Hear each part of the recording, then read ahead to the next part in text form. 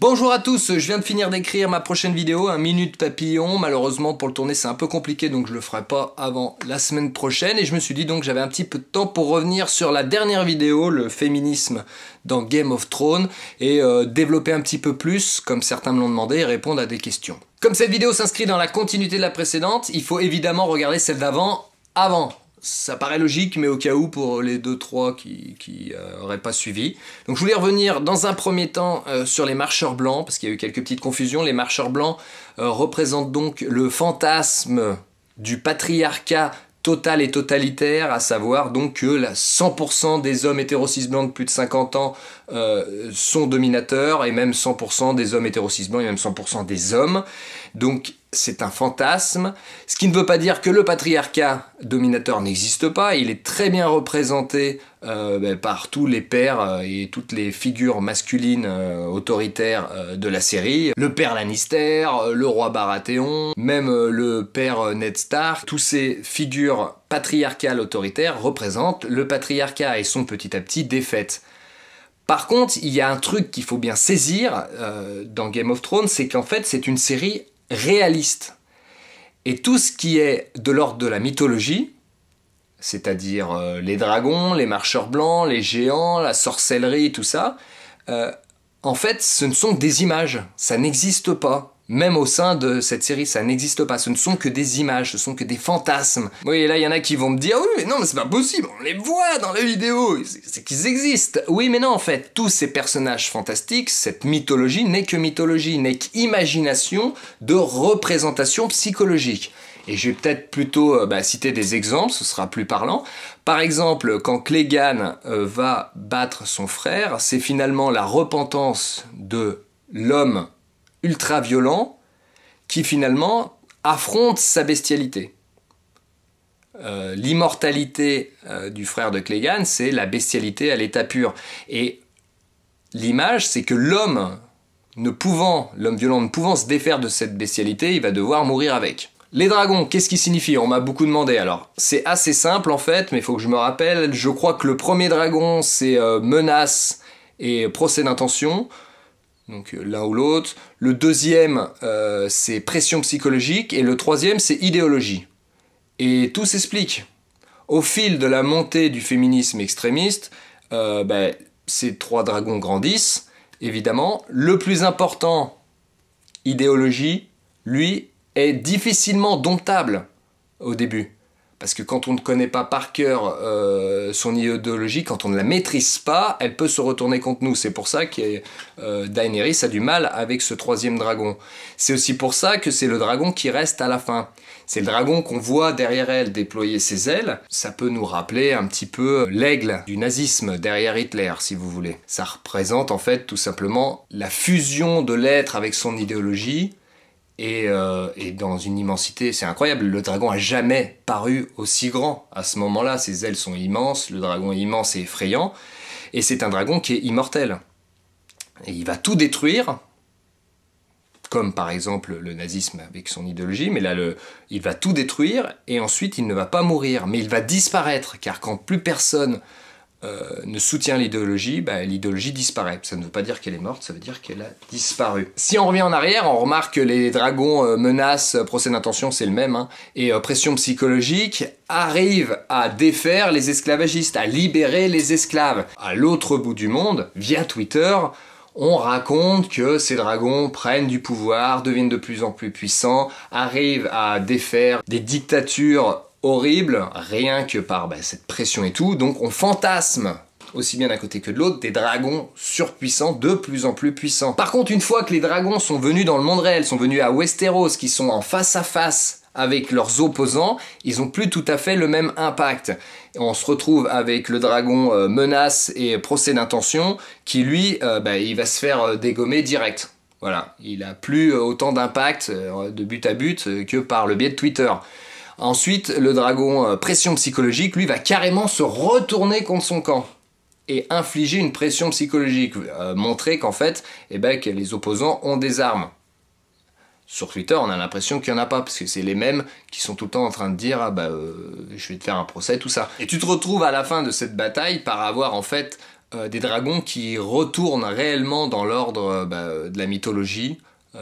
Il s'est passé ça, mais on ne sait pas trop comment et tout. En tout cas, ce qui est sûr, c'est que l'idéologie a tout détruit, qu'elle existe peut-être encore quelque part cachée, c'est même sûr, mais qu'elle a disparu. Il y a pas mal de théories sur internet qui disent que Bran est en fait un marcheur blanc, et c'est pour ça que ça va être cyclique, c'est le retour éternel, parce que les marcheurs blancs sont finalement obligés d'exister. Moi, je pense plutôt que Bran représente tout simplement le futur retour du patriarcat, et son petit sourire à la fin l'exprime bien. Si vous voulez, on a eu l'avènement de plusieurs reines de partout, le monde semblait être dirigé par les femmes, et au final on se retrouve avec un homme qui, grâce à une subtile feinte, dirige toujours. Dernier petit détail qui peut avoir son importance, c'est que j'ai tout inventé. Oui, aussi bien dans la dernière vidéo que dans celle-ci, oui, j'ai tout brodé, comme ça j'ai même pas de notes, rien, tu vois, au fil de mon auto-conversation, de mon monologue, j'ai tout inventé, voilà. Alors certains vont me dire, mais c'est un troll, mais pourquoi troller, c'est infâme. Ah oui, en effet, c'est un troll, exact, parce que j'aime bien en faire de temps en temps. Je prends beaucoup de plaisir, ça m'amuse, ça me fait rire, et j'ai bien aimé aussi me construire un personnage très sérieux pour dire des choses qui, à l'intérieur, ne le sont pas, tu vois.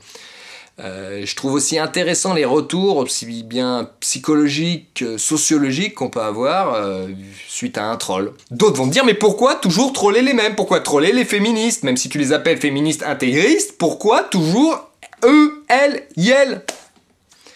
Eh ben en fait, c'est simple, on peut pas troller n'importe qui non plus. Si jamais... exemple... Si jamais j'allais à Roland-Garros et que je disais « Hey, oh! Pourquoi vous êtes debout sur la table de ping-pong ?»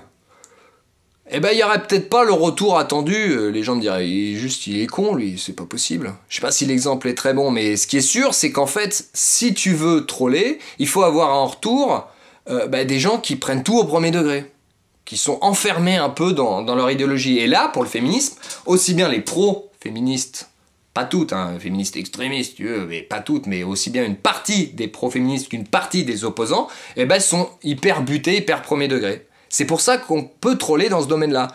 Et j'ai pas trollé que le féminisme, parce que j'ai trollé aussi les religions, l'athéisme même, par la même occasion. J'ai trollé le sionisme. Je vous mettrai peut-être des liens à la fin. On peut troller quand les gens prennent pas de recul sur le sujet. Donc voilà pourquoi je troll un petit peu. Et puis plus les réponses sont virulentes face à un troll, comme j'ai fait il y a pas longtemps, plus ça donne envie d'en refaire un aussi. Et enfin d'autres encore vont me dire, mais je comprends pas, ça paraissait tellement crédible, ça paraissait tellement logique. Pourquoi ça l'est pas? Si, en fait, ça l'est, si tu veux. Ce qui se passe, c'est que toutes les séries, toutes les créations audiovisuelles sont des reflets de leur temps. Et aujourd'hui... par rapport aux pressions idéologiques, en fait tu ne peux pas écrire une série grand public sans refléter tous les personnages parfois fantasmés et surtout mis en avant par les différentes minorités de notre société actuelle. C'est pour ça que tu retrouves un petit peu tous ces persos en fait. Si tu veux, il y a quelque chose qui a un petit peu évolué avant les séries, les livres, les univers cinématographiques représenter un petit peu notre société de manière détournée. Aujourd'hui, on nous impose un peu de représenter le fantasme de notre société. Parce qu'il y a des pressions, il y a des coteries qui te poussent de partout pour représenter toutes les ethnies, toutes les minorités, tout ça et tout. Pour te donner un exemple, si aujourd'hui tu as envie de faire un film qui se passe dans un huis clos, dans un vestiaire masculin de cycliste, tu vas te retrouver avec un réel problème. C'est qu'il faudra quand même que tu mettes des femmes dans ce vestiaire masculin. Bon, faudra quand même que tu aies des histoires d'homosexualité et tout. Alors si tout le monde regarde, ça va vite finir peut-être en porno. Et ensuite, il faudra aussi que tu mettes des minorités. Et quand tu regardes, toi, si tu es un spécialiste du vélo et que tu veux faire un film dessus, le Tour de France, tu te dis, putain, il n'y a pas beaucoup d'Asiatiques, il n'y a pas beaucoup de Noirs qui font du vélo... Et bon, on va me demander d'être représentatif de la société, mais tu seras plus représentatif du monde du vélo masculin, tu vois. Voilà un petit peu où on en est. Dernier point, et c'est finalement pour ça que j'ai fait ces 2 dernières vidéos bâclées, c'est que quand tu lis un article féministe, quand tu écoutes, même sur YouTube, un critique de film féministe, pléonasme. Non, pas tout à fait, pas tous.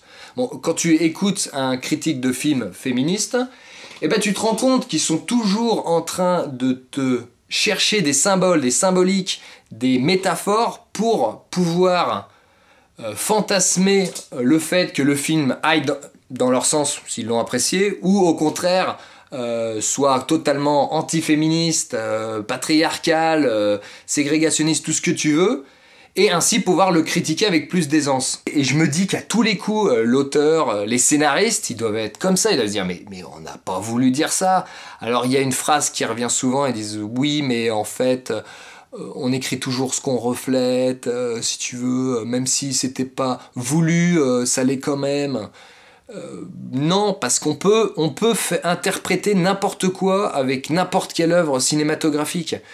Tu peux me donner un thème, je peux te retrouver le nazisme dans Oui Oui, tu vois. Tu peux arriver à faire un paquet de parallèles qui peuvent, avec une bonne logorée, paraître crédibles. Et c'est un peu ce que je voulais montrer en fait. Tu vois, moi qui connais rien en cinéma, je suis une vraie bille. Pour preuve, je t'ai dit que c'était Georges Martin qui a été à l'origine des dernières saisons, alors que c'est pas le cas, tu vois, j'étais même pas au courant. À quel point je m'en tape en plus. Qui a écrit quoi, je m'en fous. Et en plus, j'ai rien préparé, je suis pas super malin et tout, et j'ai réussi quand même à te pondre une métaphore qui te fait un parallèle assez énorme entre le féminisme et Game of Thrones. Au point que ça soit crédible aux yeux de pas mal de monde, même si j'ai un peu trop poussé très à certains moments et que ça faisait vite troll. Voilà. Donc c'était juste pour faire un petit pied de nez à ces gens-là aussi.